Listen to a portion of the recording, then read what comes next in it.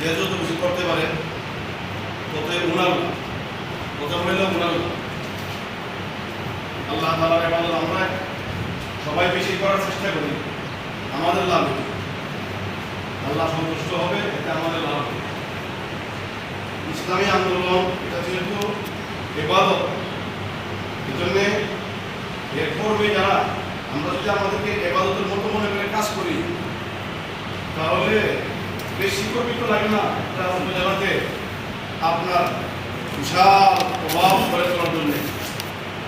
এরপর আলহামদুলিল্লাহ ইসলামী আন্দোলনের যত কর্মী আছে সকলে যদি আমরা আমাদের মনোমন থেকে যদি আসলে ইবাদতের মতো মনে করে কিছু সময় যদি আল্লাহর জন্য ব্যয় করতে পারি তাহলে আমার বিশ্বাস যদি কেউ আলহামদুলিল্লাহ আমরা ইসলামী আন্দোলনকে বিভিন্নভাবে এগিয়ে যাওয়ার জন্য যত রকমের সহযোগিতা আছে আমরা করার চেষ্টা করছি, নিজেরাও লেগে থাকার চেষ্টা করছি।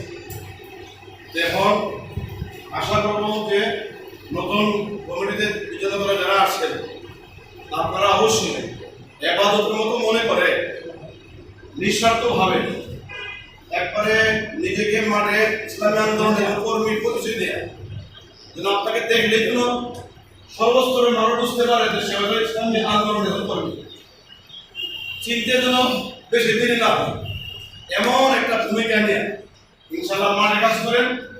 এর জন্য যত রকমের সহযোগিতার দরকার আছে ইনশাআল্লাহ আমরা যেখানে যে ধরনের সহযোগিতার দরকার আপনাদের সহযোগিতা করতে আমরা প্রস্তুত।